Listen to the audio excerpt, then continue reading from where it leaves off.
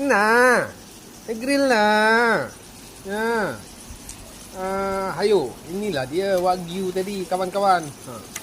Siapa nak tahu wagyu? This one is fully cooked. Fully cooked.